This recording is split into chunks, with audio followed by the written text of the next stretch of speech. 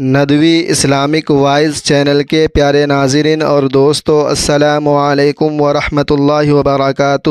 آج میں آپ لوگوں کو ایک ایسی حدیث سنانے جا رہا ہوں، معاشرے کے اندر جو بات ہر انسان میں ہو لیکن وہ اکثر لوگوں میں نہیں پائی جاتی۔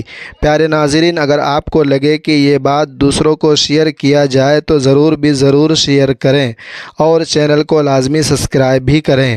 ناظرین، رسول اللہ صلی اللہ علیہ وآلہ وسلم نے فرمایا، مومن کو سب سے بہتر چیز جو عطا کی گئی ہے وہ اچھا اخلاق ہے، اور سب سے بری چیز جو آدمی کو عطا کی گئی وہ خوبصورت چہرے میں برا دل ہے۔ ابن ابی شیبہ مصنف، حدیث نمبر 25840۔ رسول اللہ صلی اللہ علیہ وآلہ وسلم نے فرمایا، 3 شخص ایسے ہیں جنہیں 2 گنا ثواب ملے گا۔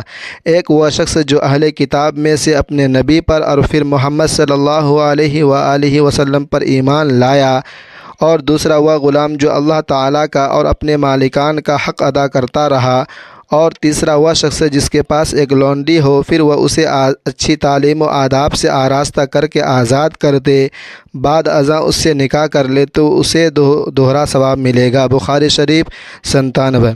رسول اللہ صلی اللہ علیہ وآلہ وسلم نے فرمایا، قیامت کے دن جب مصیبتوں پر صبر کرنے والوں کو بدلہ دیا جائے گا تو صحت مند لوگ تمنا کریں گے کہ کاش دنیا میں ہماری خالہ قینچیوں سے کاٹ دی جاتی تاکہ ہمیں ان جیسا بدلہ مل سکے۔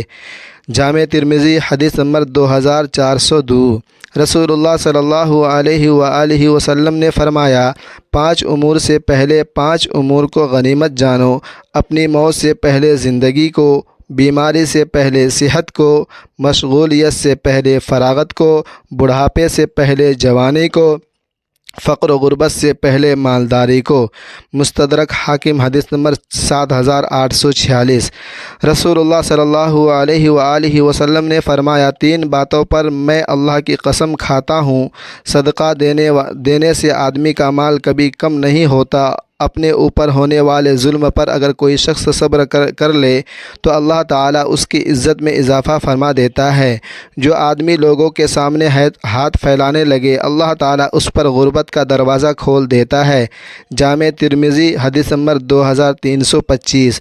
ناظرین، اگر حدیث پسند آئی ہے تو ویڈیو کو سبسکرائب کیجئے اور اللہ کے رسول پر ایک بار ضرور درود بھیجیں۔